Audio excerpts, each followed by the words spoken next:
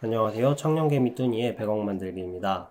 우리나라 기준 1월 22일 나스닥은 장중 마이너스 4.9%까지 상승하면서 플러스로 마감을 하려는 듯 보였으나 장대 음봉을 보여주며 마이너스 2.72% 하락으로 마감하였습니다.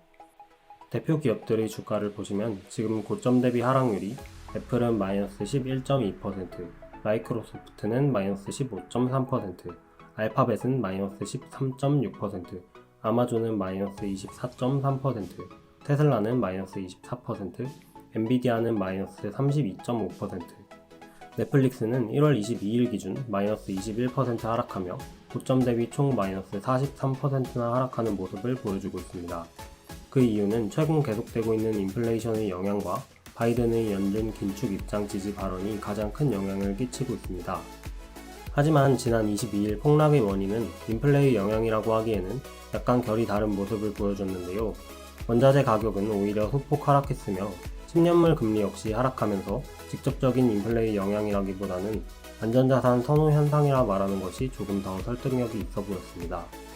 따라서 금리 인상 이슈로 인한 하락의 폭은 어느 정도 시장에 반영되었다고 느껴지며 다가오는 FOMC에서도 현재 우리가 예상하는 발언 이외의 더 큰 것을 가져오지 않는 이상 이번 충격은 어느 정도 마무리 단계에 이르지 않았을까 하는 마음이 있습니다.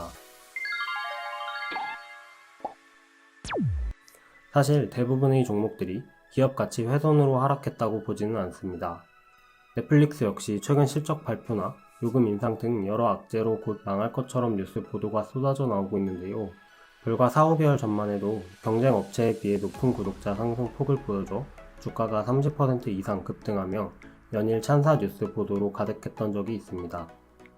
많이 오른 만큼 시장이 안 좋아지니 안 좋은 면을 더 부각시켜 보는 경향이 있고 아직 흑자가 없어 금리 상승에 치명적인 OTT 산업의 특성상 긴축 소식과 함께 폭락으로 이어지고 있는 것 같습니다. 그래서 그런지 코로나 이후 주식을 시작하신 분들은 계속된 상승장만 보시다가 이렇게 큰 폭으로 떨어지고 뉴스에서도 연일 좋지 않은 소식만 접하다 보니 손절하고 주식을 그만해야겠다라는 분들이 제 주변에도 많이 보이고 있습니다. 이럴 때일수록 더 기업 가치에 집중해야 한다는 말씀을 드리면서 나스닥 지수를 살펴보면 이 정도 조정장을 맞이한 경우가 많지 않았던 것을 알 수 있습니다. 최근 10년 차트를 살펴보면 대표적으로는 2016년 그리고 2018년 이때도 금리 상승과 미중 무역 전쟁으로 크게 급락한 적이 있었고 다들 아시는 2020년 3월과 2021년 초 정도가 있을 것 같습니다. 일봉으로 보면 잠깐 급락해서 빠졌다가 올라온 경우는 더 있겠지만 이렇게까지 장기간 동안 하락하는 경우는 1년에 한두 번 정도라고 할 수 있는데요. 결과적으로 나스닥 지수는 최근 10년간 연평균 22%라는 엄청난 수익을 안겨주면서 꾸준한 우상향을 보여주고 있습니다. 따라서 이렇게 큰 조정장이 왔을 때는 손절하고 주식을 그만해야겠다는 생각보다는 내 종목 중 더 돈을 잘 벌고 더 좋은 기업으로 갈아탈 기회가 왔다고 생각하시는 것을 추천드립니다.